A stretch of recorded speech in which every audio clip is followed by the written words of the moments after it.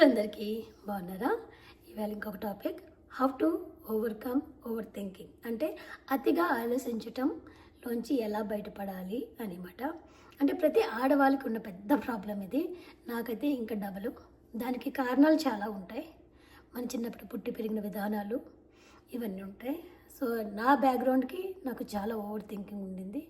అది పిల్లల విషయంలో అది ఇంకా డబుల్ అయిపోయింది. పాపకి ఇలా అయినప్పుడు నేను చాలా బ్రేక్ డౌన్ అయిపోయినా, అది ఆల్రెడీ చెప్పాను మీకు. అంటే నాకు ఇంకా లోకంలో ఏమీ లేదన్న ఫీలింగ్లోకి వచ్చేసేదాన్ని. అయితే ఈ సెషన్ తీసుకున్నప్పుడు నాకు డాక్టర్ చెప్పింది ఏంటంటే, నీ చేతిలో ఉన్న పనులు నువ్వు చెయ్యి, నీ చేతిలో లేని పనులు నువ్వు చేయలేవు. అంటే దేవుడు అంటే ఇప్పుడు లైట్ ఉందనుకో, పగలు రాత్రి, పగలులాగానే ఎంజాయ్ చేయి, రాత్రిని రాత్రిలాగా ఎంజాయ్ చేయి. పగల్ని రాత్రిలాగా, రాత్రిని పగలులాగా చెయ్యాలని చూడాలని అనుకోకూడదు. అంటే మనకు ఆ పవర్స్ లేవు. పగల టైంలోనే నువ్వు దాన్ని ఆస్వాదించు. అంతేగాని రాత్రిని మార్చేద్దాం, వర్షాన్ని ఆపేద్దాం, లేకపోతే సముద్రాన్ని ఆపేద్దాం, ఇలాంటి పనులు మనుషులకి సాధ్యమైనవి కాదు. అవునా కదా అన్నాడు. అవును అన్నాను. అంతే కదా, ట్రూ కదా. నేనెక్కడంటే ఆపగలను, నేనెక్కడ సముద్రాన్ని ఆపగలను, లేకపోతే నేనెక్కడ వర్షాన్ని ఆపగలను కదా. అలాంటిది నీ పాప condition. This is not in your hands. నీ చేతిలో లేని పనిది. నువ్వు చేయాల్సిన పని ఏంటి నువ్వు ఆలోచించు. నువ్వు చేతిలో లేని పని కోసం ఆలోచించుకో, నీ చేతిలో ఉన్న పని కోసం నువ్వు ఆలోచించు అన్నాడు. డివైడ్ అంటే మనం చేయాల్సినవి కొన్ని ఉంటాయి, మన చేతుల్లో లేనివి కొన్ని ఉంటాయి. అవునా కదా? ప్రతి మనిషికి తెలిసింది అది. 99% ఆఫ్ ద ప్రాబ్లమ్స్ మనీతో పోతాయి, కానీ 1% మనీతో పోవు. అక్కడ మనం అంతా బ్రేక్ డౌన్ అయిపోతాం. కానీ చాలామంది ఆ మనీ కోసమే తిరుగుతూ ఉంటారు. అలాదో వేరే ప్రాబ్లం. అలాగా నీ చేతిలో ఉన్న ప్రాబ్లమ్స్ నువ్వు సాల్వ్ చేయగలిగి నువ్వు సాల్వ్ చేయి. అంటే నువ్వు పాపకి ఏం చేయాలి? మంచిగా ఫుడ్ పెట్టాలి, స్ట్రెచ్చింగ్ చేయాలి, ఎక్సర్సైజ్ చేయాలి, పాప ఉన్న ఎన్వైరన్మెంట్ని నువ్వు హ్యాపీగా ఉంచాలి, నెగిటివ్ పీపుల్కి దూరంగా ఉంచాలి. ఆ పాపకి నువ్వు ఎంత హ్యాపీ హార్మోన్స్ ఇస్తే బాడీలో అంత చేంజ్ ఉంటుంది అని చెప్పారు. అంటే హ్యాపీగా ఉండడం వల్ల హీల్ అయిపోతామంట. ఇది కొంచెం ఆశ్చర్యం నాకు.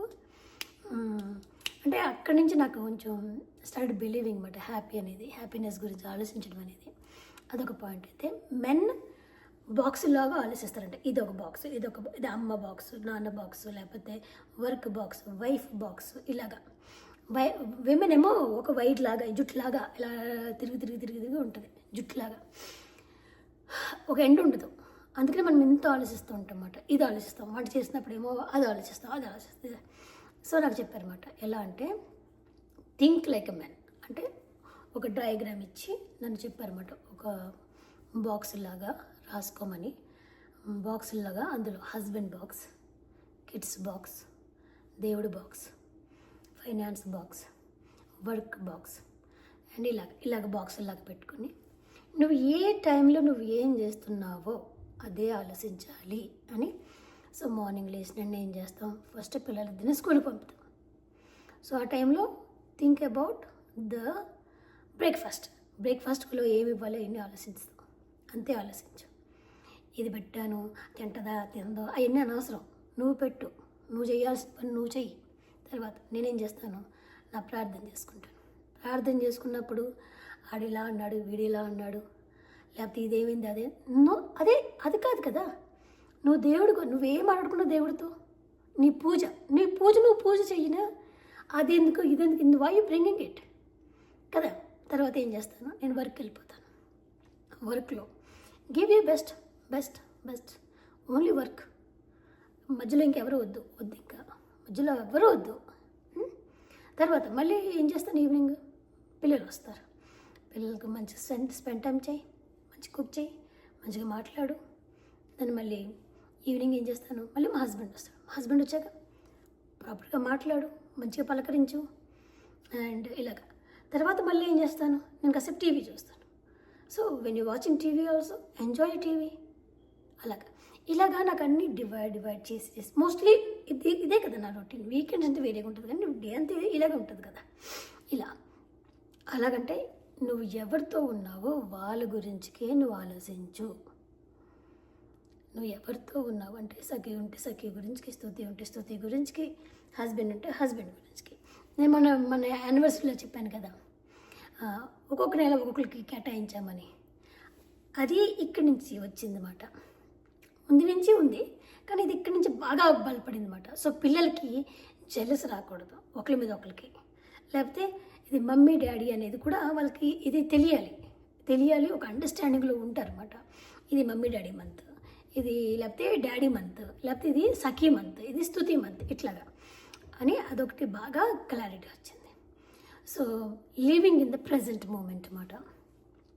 ప్రతిసారి ఏదైనా ఆలోచన వచ్చినప్పుడు నాకు స్తుతి స్కూల్లో ఎలా ఉంది ఇది ఎక్కువైపోతూ ఉంటుంది అన్నమాట. ఒక్కొక్కసారి చాలా ఎక్కువైపోతూ ఉంటుంది. నెక్స్ట్ ఏం చేయాలి, నెక్స్ట్ డాక్టర్ అపాయింట్మెంట్ ఎప్పుడు, లేకపోతే నెక్స్ట్ ఇంజెక్షన్స్ ఎప్పుడు, నెక్స్ట్ థెరపీ ఎప్పుడు, ఈ థెరపీ వాళ్ళు ఏమంటున్నారు, ఆ థెరపీ వాళ్ళు ఏమంటున్నారు, ఇక్కడ అపాయింట్మెంట్ ఉందా, ఇంక 24 గంటలు ఐ థింక్ లైక్ దిస్. ఇలాగే అయితే నేనేమంటున్నానంటే, అప్పుడు ఏమైందంటే you don't enjoy the present మాట. నువ్వు పని చేసిన ప్రజెంట్లో ఏం చేయలేవు, అక్కడ నీ హస్బెండ్కి బెస్ట్ ఇవ్వలేవు, నీ వేరే పిల్లలకి బెస్ట్ ఇవ్వలేవు, ఎవరికి బెస్ట్ ఇవ్వలేవు. అలా అయితే ఇలా ఆలోచించడం చెప్పినప్పుడు నాకు చాలా అంటే చాలా చేంజ్ అయింది. అప్పుడప్పుడు గుర్తొస్తుంది అన్నమాట. నేను వంట చేసినప్పుడు ఓకే నేను కుకింగ్ చేస్తున్నాను, ఈ కుకింగ్లో ఫ్యామిలీ అంతకి న్యూట్రిషన్ బాగా అందాలి, ఇలా థింక్ లైక్ దిస్ అని చెప్పాడనమాట. ఇది బేసిక్ లేడీస్ కదా మనము, ఇవన్నీ ఇట్లా చెప్పుకొచ్చారన్నమాట. నాకు తెలియదు మరి వేరే వాళ్ళతో ఎట్లా మాట్లాడతారో ఇలా మాట. పాప అంటే పాప, నీ పర్సనల్ లైఫ్ నేను నిజం చెప్తున్నానండి. I never know what is personal life అప్పుడు దాకా.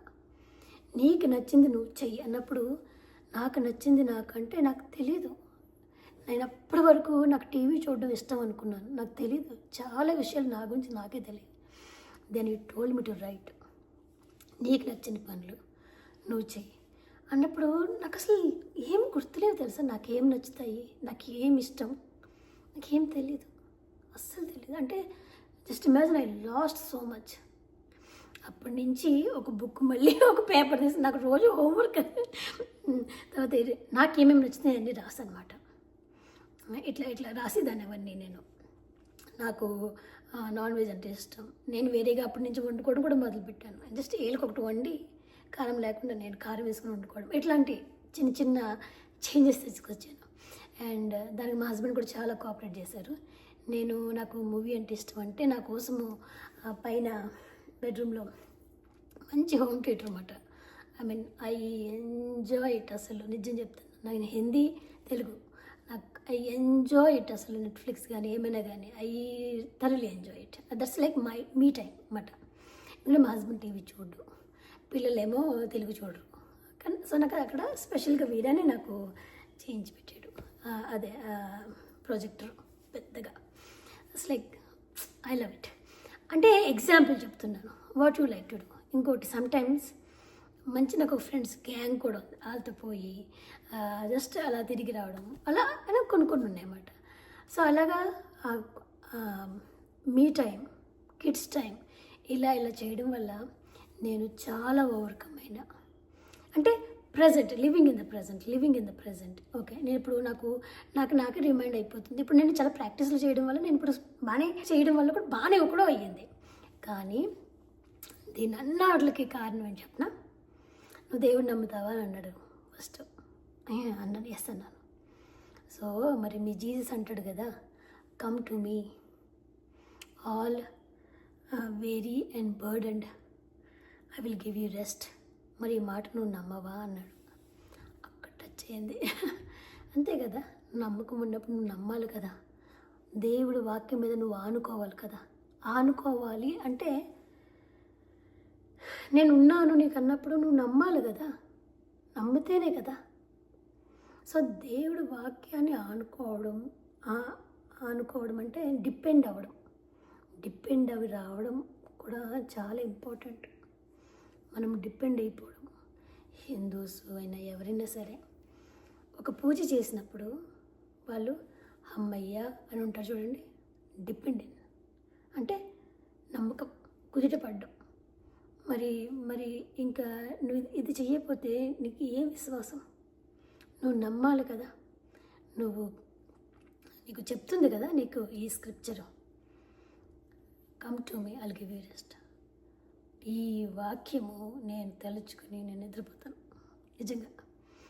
చాలా అప్పుడప్పుడు మళ్ళీ ఐ గో బ్యాక్, కానీ ఇది నాకు ఇంకా I'm still working on it నిజం చెప్పాలంటే. కానీ this one scripture every single day night గుర్తు తెచ్చుకోవడం, పడుకుంటూ పోవడం. దేవా నువ్వు చూసుకో, నాకు తెలియదు ఇంకా. I did my best for this day, you take care of it. I just want to rest in you అని.